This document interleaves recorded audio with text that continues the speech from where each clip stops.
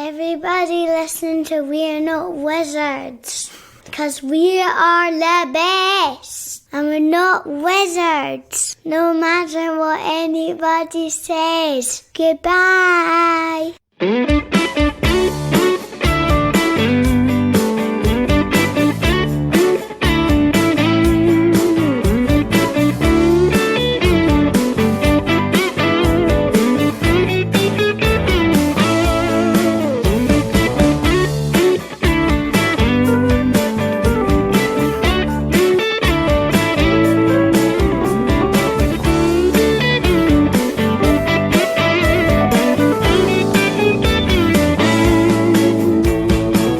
Hello and welcome to another episode of We're Not Wizards. My name's Richard. I'll be your host for February.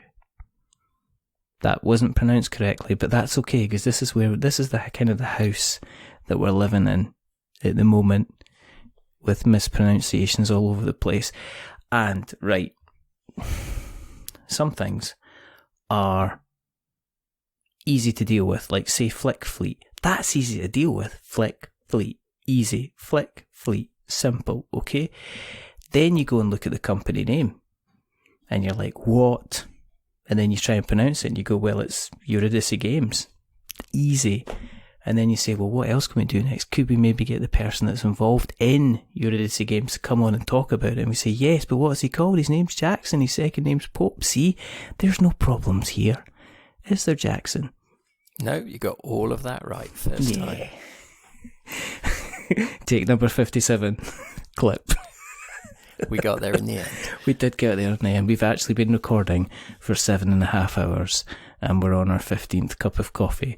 So if things go haywire, that will explain a lot. You'll know exactly what has been going on. First of all, thank you for joining us, Mr. Pope. And this has been, I always say this has been a long time coming, but this in particular has been job changes and house moves and Kickstarters have just been getting in the way of us having a jolly good chat. In fact, was it not the case, I think, that you had an unwell child, I believe. I think we both... It's been swings and roundabouts. That kind of thing happens all the time. It's been swings and roundabouts, but you're here. We're here to have a chat. Absolutely fantastic, brilliant. But first of all, how you doing? Are you well? Are you well, yes, sir? I'm good, thanks. Yes, I'm very well. So I started a new job last week. Nobody's ill, so all good. Oh dear. I mean, I wish. Yeah, it was kind of like one of those things. I kind of saw the news today, and it's like we can joke aside and everything like that, but pretty soon people saying, "Yeah, we've not got anybody ill here," is horrifically prophetic. I don't really want to talk about it. But for people that haven't listened to this before, thank you for joining us. The reason that we do this is because we've in our 4th year. We've done over 360 episodes. We're kind of like heading towards, hopefully we're heading towards kind of like not a Dexter type ending, but maybe like a Good Place type end or a Breaking Bad type ending instead. And the other reason that we're doing this is because Jackson likes to use his hands. You make that sound so dirty. He likes to get... No, you've made it sound dirty. Okay, yeah. You've made it sound dirty. I'm going to have to flip up the rating on this podcast. You've just ruined it already. But I'm not lying in that. You have genuinely gone ahead and just like made physical copies of Flick Fleet to send out to your backers, haven't you? I mean, yes. Let's take the time machine back a bit and start off with the first question is, first of all, Mr. Pope, what were you thinking? Well, I've kind of got previous for this. So I ran a publishing company between 2006 and 2011. And that started making games by hand. I had an idea for a board game. And I thought, well, that's kind of cool, but I've no idea how to sell board games, so I'll just make 100 copies by hand and see if I can sell them over the internet. And this was in 2006 when there was no Kickstarter. Board Game Geek existed, but not a lot else. Yeah. And so, yeah, I made 100 board games by hand, and I sold them all over the world in a year, which was crazy. And then somebody sent me another game, and I made 300 copies of that within a year. And then at the end of that, I tried to turn pro and start getting games professionally manufactured into distribution. And that was, shall we say, a mixed bag. I ended up with 21 distributors across 3 continents. Wow. And sold several thousand games, but also lost a reasonably large amount of money and didn't earn any salary for 2 years. So at the end of that, unsurprisingly, I had to get a job. And then I started designing games again, I'm going to say 2 or 3 months after that company folded, and started publishing games again in 2017. Was that when the tears dried up? Was that when the tears dried up and you went, right, that's it. Back to the drawing board. I've dried my eyes. We're going to do this. Not far off. I was actually driving home from Bristol, I think, and had the idea for a steampunk sci-fi deck builder. So set in a sort of steampunk universe, but transitioning to sci-fi, but still in that universe, about colonizing the solar system in a sci-fi solar system over like 300 years. Have you always been this creative? I mean, have you always been this creative? Have you always, I mean, were you an Airfix kit type of a boy growing up? Were you kind of like always kind of like... I've always been doing something. So I've painted minis. Yes. And obviously played those kind of games. I've made decks for like deck builders. I have vague memories. My memory's terrible. I have vague memories of designing a game based on a James Bond hideout when I was probably around 11 or 12. But yeah, I like crafting stuff. So making those 400 games by hand was something I did for fun. I mean, it was great that I could sell them and there were people interested in buying them. I thoroughly enjoyed making them.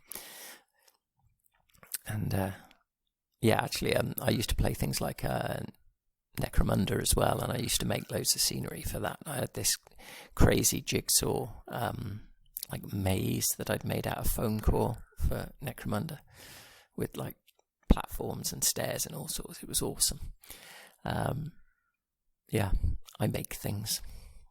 So what's more exciting for you? Is it designing the game? Because designing a game, people think about mechanics and they think about the components and they think about the presentation and they think about, a lot of the time the components are usually kind of an extension. I mean, somebody will start off with, well, here's a meeple, and then kind of like if they're doing like a deluxe version or a Kickstarter stretch goal version, then they'll say, well, we've gone into a shaped meeple. When you're kind of putting something together, are you taking into account kind of, well, how do I make this? Or is it easy for you, or do you naturally just like prototype something and then kind of say, well, how can I design the components from there, bearing in mind you're probably going to be making the thing? That's an interesting question. I guess I obviously like making the prototypes because that's more or less what I end up doing hundreds of.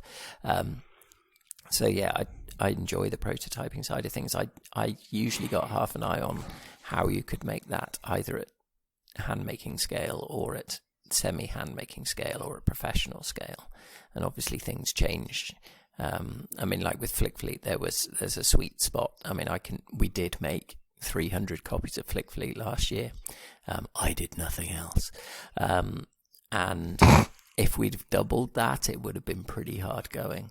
But because, I mean, we were making the boxes literally from flat sheets of greyboard and labels that we had to cut out into the right net shape before we folded and glued them and everything.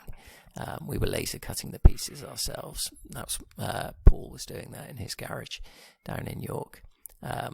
bagging up all the bits ourselves. I was cutting out the ship dashboard, so I mean it was a huge chunk of work. So there was a sweet spot around 300 where you could just about do it within a year in your own time. Around 700, that would have become untenable. But to get the pieces injection molded, you kind of need to make 1,500 or 2,000 copies before that becomes affordable. And one of the things I'm really keen on doing this time round is not ending up with a warehouse full of games that I'm struggling to sell, which is where I ended up. I mean, when I ran the first company, Reaver Games, for the last probably 2 years, I was paying £300 and something a month on a loan that I'd got to fund one of the game developments. And I was also paying £10 plus VAT a week on warehousing the games that I had. So I had like 8 pallets of games in a warehouse in York. And I didn't want to end up in that boat again. I didn't want to be sat on a load of stock that I was really struggling to sell. So is that a bit of like fear? So some of it, definitely, yeah. I don't want to end up in that situation again. Because you sat there watching your capital dwindle away is no fun at all. But the hand making I enjoy. Paul likes his part of it, and it allows us to make it at much smaller scale. So we started this company with no 2,000 person mailing list. We haven't been going all over the world to trade shows trying to hawk our game. So we went into it with almost nothing. Which probably explains why our first Flick Fleet Kickstarter funded with 4 hours to spare. Mm-hmm. But it meant that we could turn around to those 300 or 400 people and say, yep, we can make those copies. We can do it by hand. You'll have your copies before we said you'd have them. So we managed to fulfill that early. And at the end of it, we've only got a few copies left to sell on afterwards. Mm-hmm. Mm-hmm.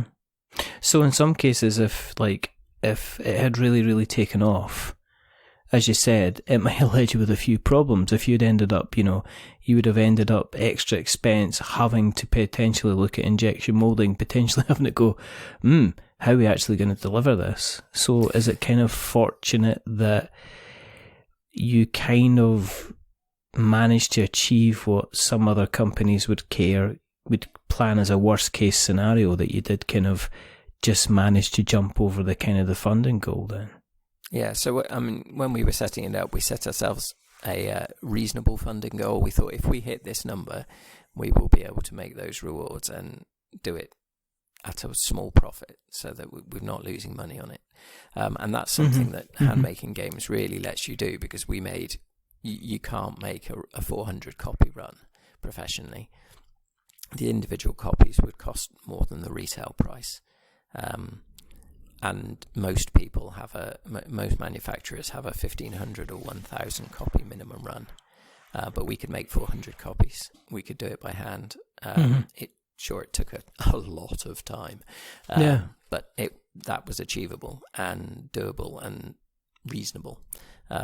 Had we doubled that, it would have been tricky. Had we quadrupled it, it would have been okay again, because we'd have been up to the sort of scale where you could get those games professionally manufactured, and maybe go with like a fulfillment company for the fulfillment. So we'd worked out the figures at various scales, but we knew that even if we funded with a pound to spare, we'd be all right. In fact, we ended up just sneaking over the funding goal, and then we had 6% of people whose payments failed. And in the week that Kickstarter chased people, 4% of those came back. So we ended up 2% under our funding goal. Wow, no way. Okay.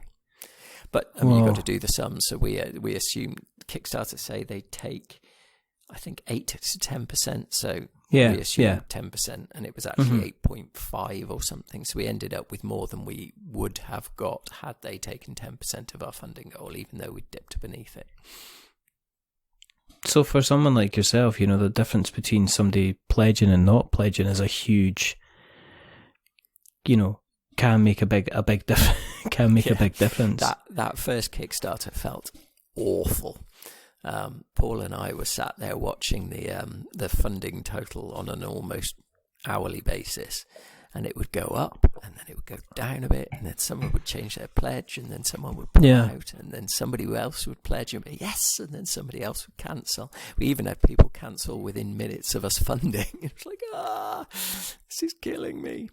The second Flick Fleet with Kickstarter, which we did at the end of last year, we funded in 3.5 days rather than 29 3/4 days. So that one was much more comfortable. But still, you can't help but watch the goal as it flutters up and then flutters down again.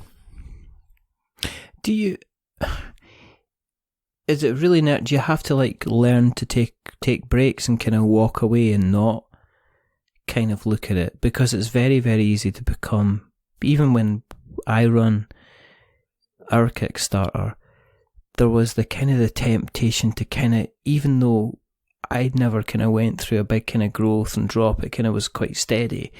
There's always the temptation to kind of continually, just in case, even if you're getting the emails to say if stuff's changing kind of thing. Does at some point you just said, look, I've got to just look away and let this kind of be as it is. I'm not going to really affect it by continually kind of pressing F5 here. I think that would have been healthy. Sounds like a good idea. Yeah. Yeah, sounds like you didn't know. Especially not on the first one. The second one, it was much easier because fairly quickly, I mean, it wasn't funded in 20 minutes or some of these crazy ones where people set like a £20 funding goal, or it's like Restoration Games where they've got a 200,000 or 800,000 target or whatever it is, but they must have a mailing list of tens of thousands of people, so they usually fund pretty quickly. But I mean, we funded in 3.5 days, and it was pretty evident even from the beginning that we were almost certainly going to fund, so it was much more comfortable that time round. I was going to say it was lovely that we had so many people come back from the first Kickstarter, because the second Kickstarter was it was for a reprint of the base game plus an expansion, and we had something like a third of people who backed the first one come back for the expansion and or another copy of the game. Were you not tempted at the time, because kind of a couple of years ago there seemed to be a kind of almost like a habit, where it became quite popular for people who, even when they were funding a certain way above the target, or for them to cancel the campaign kind of like 10 days into the campaign. At any point when you were kind of swithering up and down in the first campaign, did you ever kind of cross your mind between yourself and Paul just to say, look, let's just finish this early, and then we can come back in a couple of months and, you know, see if the appetite's still there and see if we can fund a lot quicker? Did you ever think about kind of doing that at all? No, I think we always thought we're going to go for it, and we'll either succeed or we'll fail. But we've set a realistic target for what we're trying to do, and either we'll make it or we won't. And if we won't, then we may well consider coming back and running a second one. But I mean, some of those people who do that cancellation, I mean, some of them even do it after they've funded, because it's not going to fund enough for them to consider it a success. It's like, well, if it hits its funding goal and not a penny over, it's a success for us. So there was no need for us to cancel. We're not in retail, with one exception. There's a chain of like hobby stores in the north of England that carried Zombology, our first game, and now carry Flick Fleet in most of their stores. But because we're handmade, we just can't afford to go into distribution and retail, really. But so sales go through Kickstarter and sales go through our website, and that's it. So we don't need to have huge margins to make it affordable. We don't need to make 5 times our funding goal before it's a success. The funding goal is a success. Anything above that is gravy. So what do you enjoy about the process? Are you actually enjoying the handcrafting, kind of putting everything together? Because, I mean, and do you uniquely number every kind of box that somebody gets, so they know that they've got copy number, 127, and that's the only one that kind of exists. Yes. I mean, right. It's a very politician's answer. So it was. We did a deluxe version of the of Flick Fleet. So for Zombology, we numbered all of them, and we also signed inside the box lid we number it X out of for Zombology 200 and for Flick Fleet 400, and then we also sign it. So for Zombology, I was the designer and Paul wasn't in the company, so that was just me. But now both of us sign the boxes for the deluxe copies.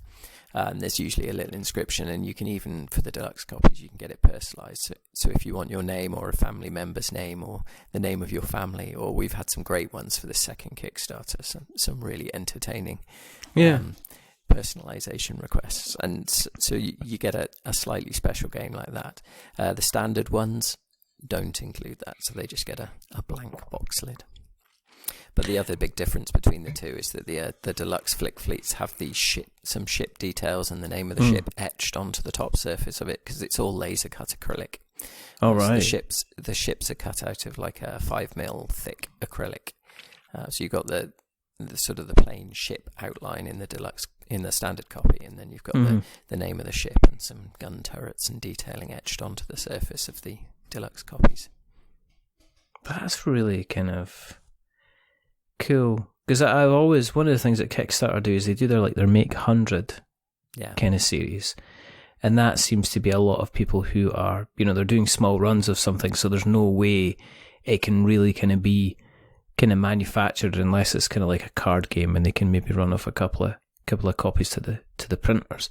Are you quite content to run this and continue what you're doing with all the games that you're planning on releasing? I mean, are you wanting to kind of keep the kind of the handcrafted kind of side of this? Because it seems to me that designing the games is important to you, but also it seems the kind of the personal touch and actually the creation of the games also seems to be pretty important to you as well.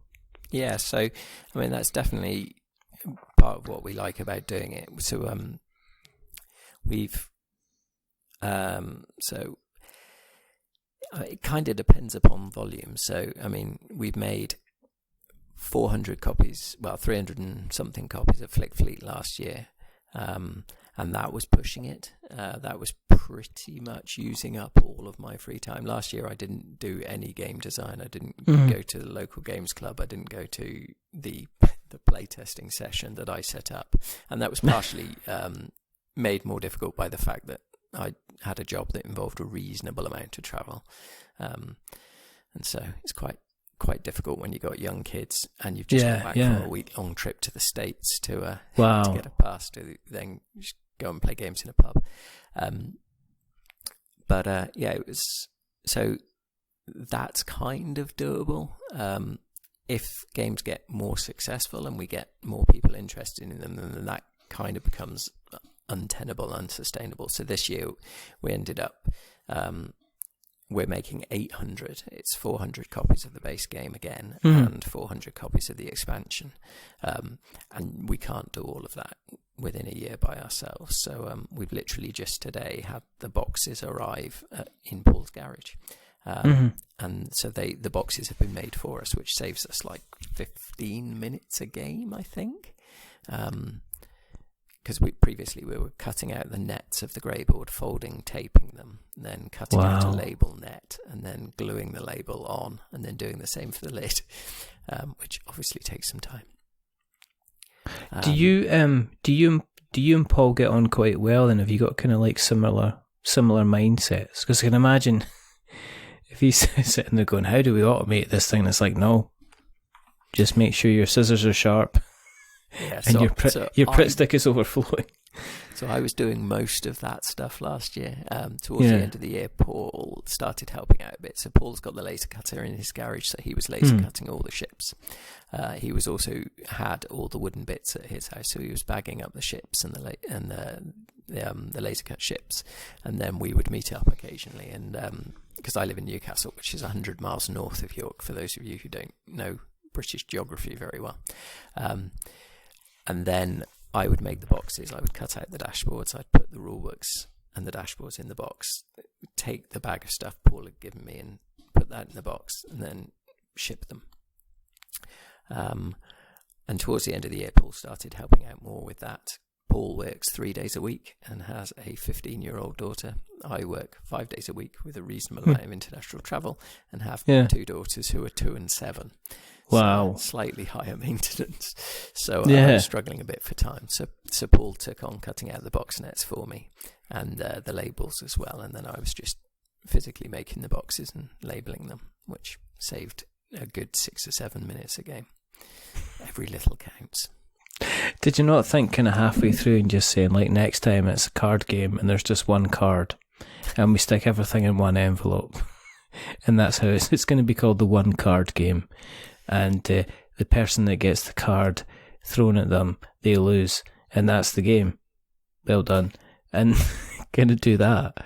I mean, is there any time you've went, oh, my fingers are glued together, somehow I've got kind of adhesive sticky stuff in my hair, and you know, and I keep finding bits of ships like in various parts of my clothes, even when I'm at work, kind of thing. When is this going to end? No, perhaps that shows that there's clearly something wrong with me. I didn't want to say. So we get you do find the worst one is actually I got this big tool for rounding corners when I made my very first game in 2006, and I still use that to this day. And you end up with these tiny little sort of 5mm bits of card that are like the corner of a card that's been cut into a nice round circle. So this tiny little, they get everywhere. I was finding those years after I'd stopped using the tool, although I used it again recently for zombology. So that's the worst one, and I don't glue my fingers together, but I frequently cut the tips off them. So I need to get better at not doing that. It stings. Don't like that. I can highly recommend not doing it. I definitely still don't continue to describe it. Already said I don't like it. You don't need to go into any more detail. On the craft side, moving swiftly on to a subject that doesn't involve you cutting off the tops of your fingers. Thank you very much, Mr. Pope. Sometimes what I see is when I'm online, I see kind of people kind of deluxifying games. Would you ever consider doing that? Have you ever kind of like seen a copy of a game and went, oh, I'd love to just take that and just kind of, you know, pimp it up, you know, pimp my game kind of thing? It's not something I've really done myself. I've made a box insert for my X-Wing Minis collection, again out of foam core, but none of my games I really pimped up myself. I've got a couple of things, like my Lords of Waterdeep has the D&D pulls, which are awesome, and in fact years ago Paul gave me the Annie meeples and veggie meeples for Agricola. All right, cool.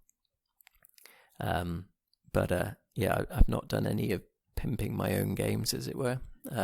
Although I do this thing on Wednesdays on Twitter called Craft Wednesday. Yes. And there's quite a few people who join in that who've done that kind of thing. And it always looks really cool. But I'm too busy making my own games to make my board games look better. If you had the time, would it be something you would consider? Because you mentioned kind of mucking around with like making scenery for Necromunda. I mean, if somebody says, right, here's some materials, what would you like to kind of do? Would it be something you would do, or are you just quite happy just rather making your own games than making other people's kind of better? Yeah, I think I'd prefer to make my own games.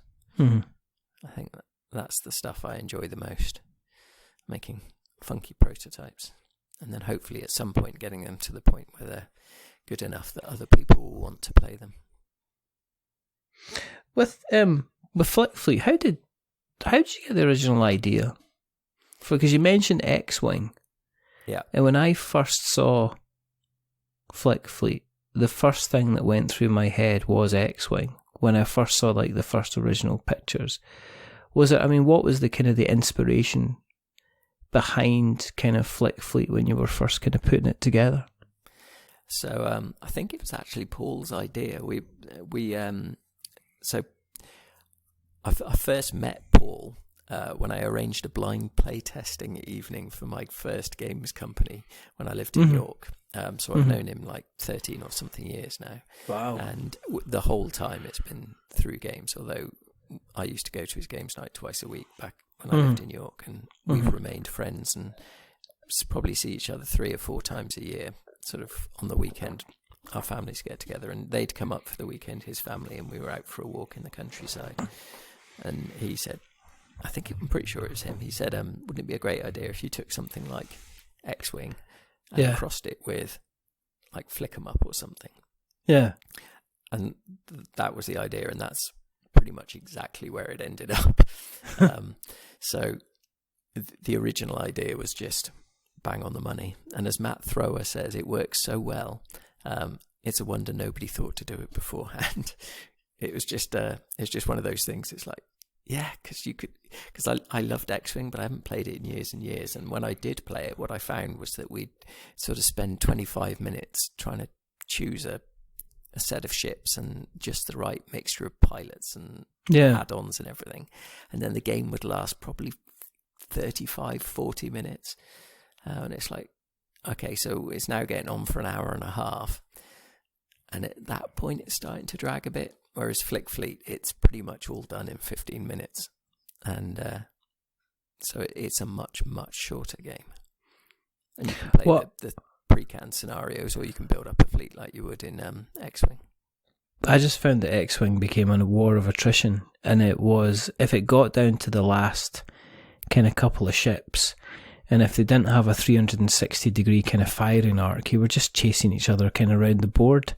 And there was a lot of times where I would be playing it with my son, and we would just look at each other and just go, shall we just finish this up? Because otherwise we're going to be here until Tuesday, because, you know, neither of us are going to win.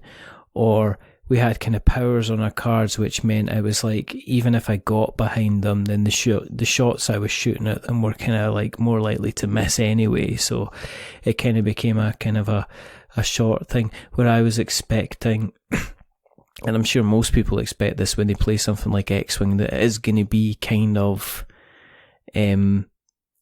flying around the place after each other, kind of dogfighting and stuff like that. And I think it suffers a little bit from a bit of bloat, that it can end up being a case that even if you do get behind somebody, or you do get somebody in the firing arc, there's so many things that can negate other people's actions that you can sometimes feel a little bit useless.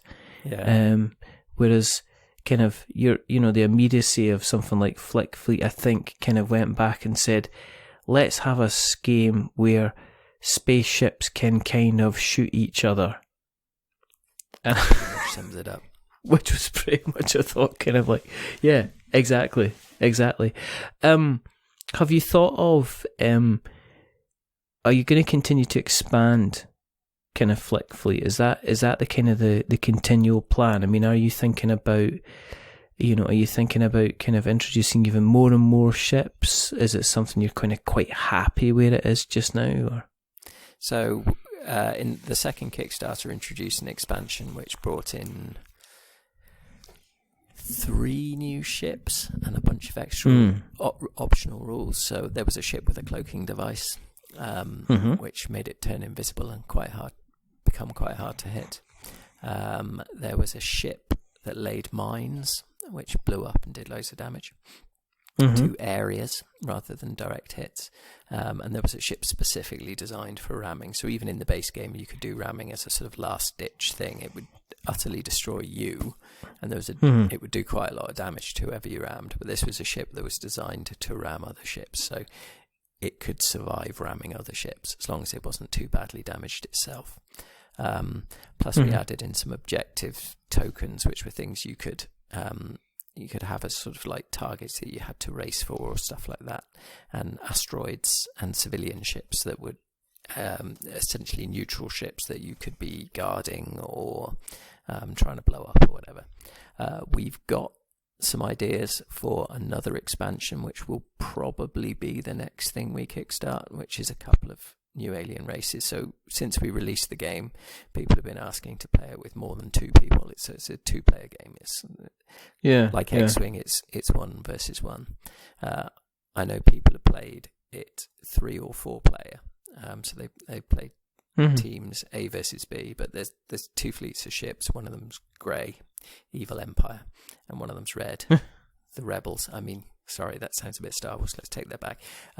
The Imperium and the Uprising. That's what we're going to go with. So your pretty much only option is to play 2 people on one team or 1 versus 1. So the idea is that the next expansion will be we'll bring in 2 new races of aliens. So their ships will be really quite different with quite different rules, but also new colours. So you can play potentially up to 4 players against each other, 4-player free-for-all, or you can still play in teams, and it'll introduce official 2 versus 2 and 3 or 4-player rules, plus loads of wacky alien stuff.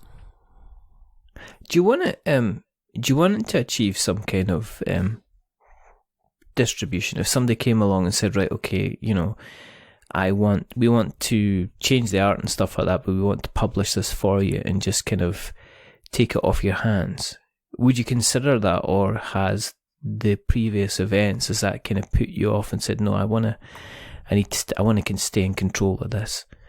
I don't think I need to be in control. I mean, Paul and I haven't really spent a lot of time talking about this.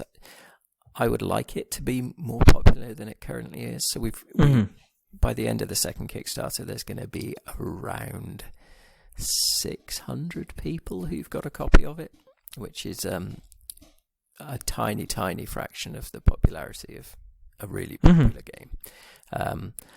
I think it's pretty good. The feedback we're getting is very, very positive. So I think it could be more successful, and probably one of the reasons why it hasn't been is that I'm hopeless at marketing. So I think if somebody else did want to take it on, they could probably be more successful than we are. I mean, if anyone was to take it on, they would almost certainly be a larger company that already has deals and contacts within distribution companies and retail and a massive mailing list and everything else you need to be successful on a much larger scale. So Paul and I haven't talked about it much, but I think I wouldn't be averse to that. But if we did another Kickstarter and it suddenly jumped into mass popularity and we got loads of backers, I'd be fine with that too. Most likely outcome is that we'll get another 300 backers. And it sounds like you're very comfortable with that. That wouldn't be a bad thing if that happened as well. Yeah, I mean that's doing what we enjoy. It's the handcrafting of the games and getting it in front of people who really want it. So that's super cool as well. So what have you got planned for next then? I mean, if Flick Fleet gets put to bed for however long, I mean, are you staying within kind of dexterity, or are you looking at kind of other different genres that you want to kind of get involved in? So there's 3 things that we currently have in some early form of testing at the moment. So Paul's working on a co-op about diffusing bombs, which I haven't had a chance to try yet. All right. I've got another dexterity game, which is about alien races trying to build the optimal solar system as a dexterity game, which got some interest on Twitter yesterday just from that very brief description. I am instantly fascinated by this. That one did not go quite as smoothly as Flick Fleet. So the theme hasn't changed yet, but the first cut of it was a sort of an action selection game, almost like a worker placement type game. that didn't work at all. And then I had the crazy idea of making it into a dexterity game. And so far, that's been quite a lot of fun. I mean, it's very, very early days. So there's a lot of work still to do on that one, but that's got potential. And at the moment, it's got the craziest board imaginable. So it's got the board mirrors the gravity well of the start of the solar system. So it's got 5 levels. So, you see these two double-layered boards where you've got cutouts to put your cubes in and things like that. Yeah. It's 5 levels. So they start high up, and then as you get nearer to the center of the solar system, they get lower and lower down until you reach the hole in the middle, which represents where the sun is, and anything that falls in there gets sucked into the star and destroyed. But as you get nearer and nearer to the gravity well, the width of the steps decreases, so it's showing the increase in gravity because it's one of those inverse square things, isn't it? So the nearer you are, the stronger the faster it gets stronger. I've got to wonder if this is about, mechanics, or if this is you going, right, I'm going up to expert handcrafting level and I need something that's going to provide me with a challenge and the potential to maybe lose a finger next time. It was a really, really difficult job cutting out those rings. I didn't lose a finger. I bet it was. Do you get like badges? Do you get like handcrafting dexterity? But are you after some kind of badge from the Handcrafting Society? Is there an award that they do? And did you miss out on it last year with Flick Fleet? And then your aim is to then come back bigger and stronger, like in some kind of Rocky training montage. And then you're going to go for the award for next year. So it'll be like, and the winner of the handcrafted award is Jackson Pope. And you've imagined yourself winning that trophy, and that's what you're aiming for. No? Sounds awesome. Where do I sign up?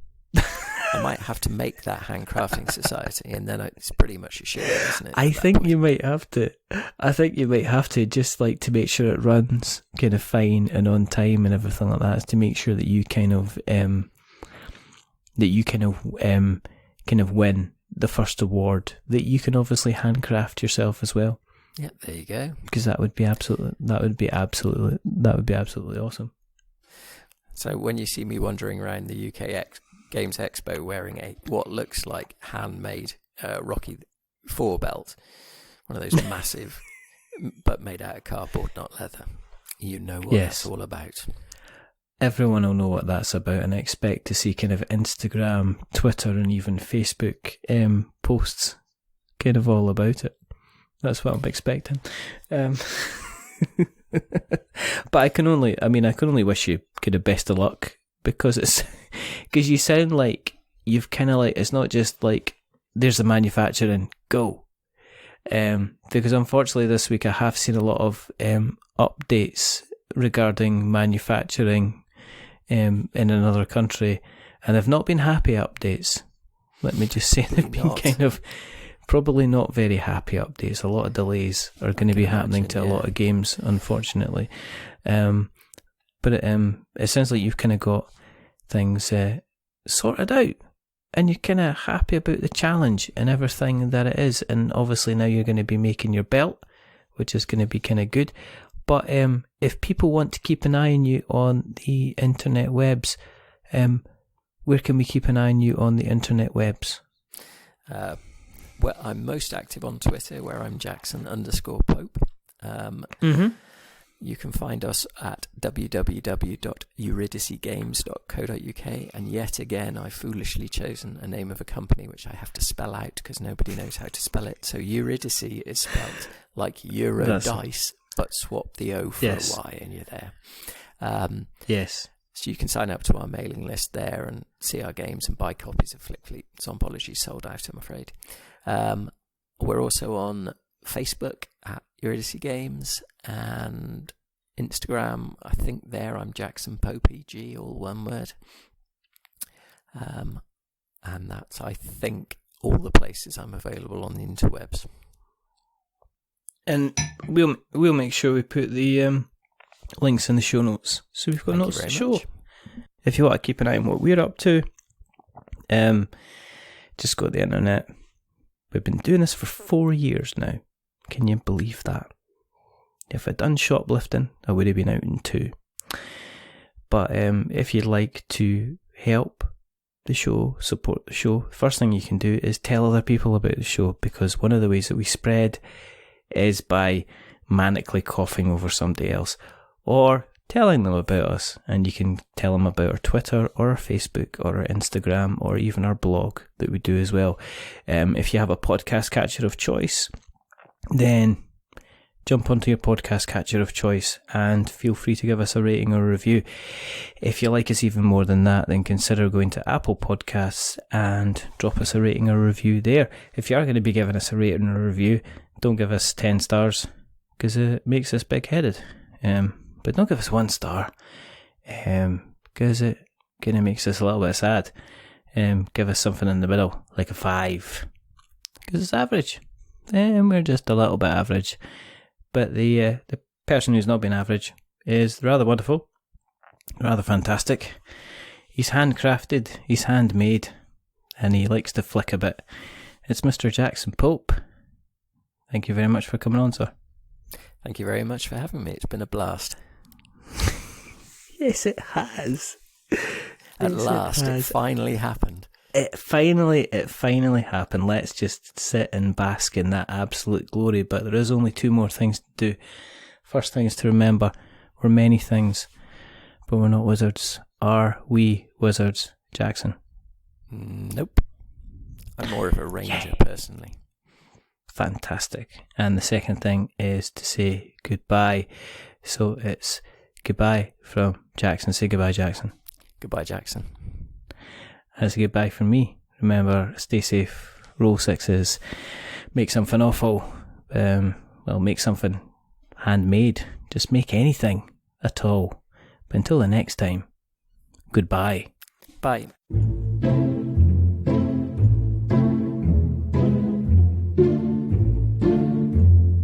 A wizard is never late.